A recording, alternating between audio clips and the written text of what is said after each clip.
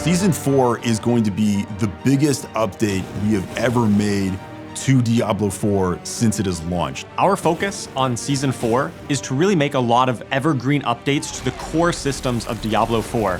In Season 4, we're ramping the intensity across the seasonal and eternal realms through a collection of new activities aimed at ensuring the moment-to-moment gameplay experience is as exciting and rewarding when Hell comes to Sanctuary.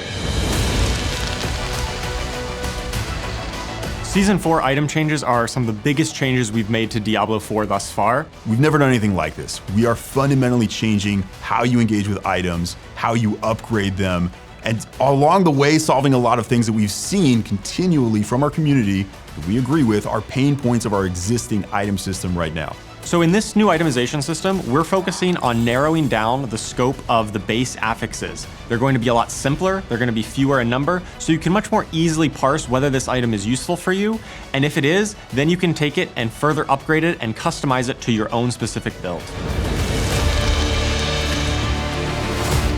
Tempering is a new system that allows you to really customize the gear that you find. In order to temper, you will need to go to the blacksmith and then choose the recipe that you wish to temper from, and then a random affix from that recipe will be attached onto your gear.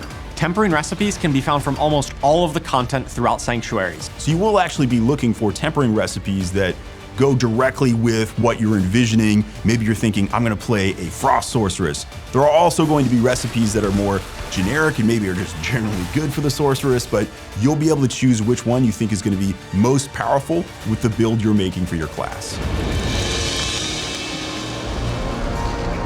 We're making a pretty radical change to the Codex of Power in this season, based again on the feedback that has been coming from our players. Now, every single legendary in the game will be entered into your Codex of Power so that you can continually imprint the best possible version of that legendary onto your gear.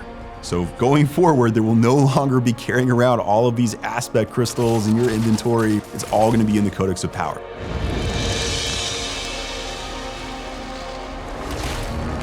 So part of the final system that we have is going to be greater affixes. What's a greater affix? Well, we want to keep it compelling that there are some drops that are even better than the others when you're trying to get the perfect build at endgame. Because of this, in World Tier 4, and only in World Tier 4, when an ancestral legendary item drops, there's a chance the affixes on it can roll as greater affixes. These will roll with bigger values that are normally available for that affix. Greater affixes are fairly rare, but they're not impossible to find. While leveling up, you're going to be able to find upgrades much more easily with this new system. Another part of itemization is going to be Masterworking. Now this is something really intended for that very high end game, again, World Tier 4.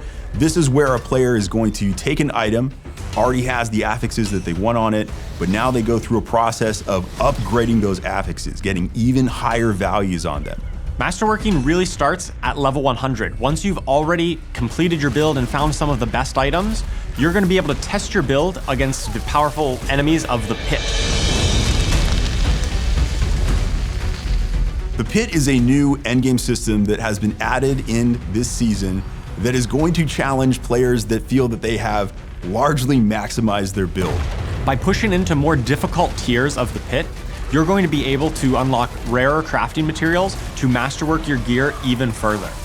You're gonna have to play some of the hardest content in the game, but once you do, if you're successful, you can go and make those affixes even stronger.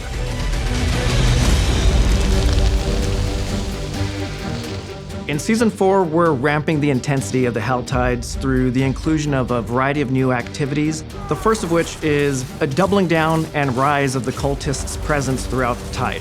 You're going to be running through the Hell Tide, seeing the cultists just conjuring up swarms and swarms of demons, adding to that sense of manic and chaos that they're pretty well known for. The other archetype that we're adding is the presence of the Doomsayers, who were unfortunate enough to be caught out in the tide and basically just lost their minds to all of the mania going on around them. And lastly, rounding out the new activities are just the inclusion of the Iron Wolves. They're finally joining the fight. They could no longer stand in the sidelines, seeing the Hell Tides and Hell's forces intensify their assault on Sanctuary. As Season 4 players engage and progress through the Call of the Wolves seasonal activity, they'll earn honor with the Iron Wolves, unlocking access to a vast assortment of rewards to accompany and empower your Season 4 journeys. In the updated Helltide, for players who are able to stay alive long enough, they'll be paid a visit by the Hellborn, former heroes of Sanctuary who have aligned with the forces of Hell to attack the allies they once aligned with. Players who are able to take down the Hellborn will be acquiring the materials they need to engage with the new premier Helltide activity, the Accursed Rituals. Located in the Helltide, these Accursed Rituals are pretty much just botched rituals from the cultists that players will be kickstarting for themselves, drawing the attention of all the nearby Helltide monsters in this kind of all-out battle. One of my favorite themes for these ambushes is the Hellworm. It's literally a giant hell slug beast that emerges from the ground and it spews out a whole bunch of mobs at you. If you're able to survive that, you'll be paid a visit from the Blood Maiden, our brand new Helltide mini-boss and one of the ultimate challenges in the new experience. So I think I'm actually most excited about this season because of what you're able to do with your old characters, how they can integrate with this new item game and take them to new levels of power with this system. I think that the best part of this update is that you're going to be really empowered to build the character that you want to play. You're going to be able to pick custom affixes and enhance your character in a lot of new and interesting ways.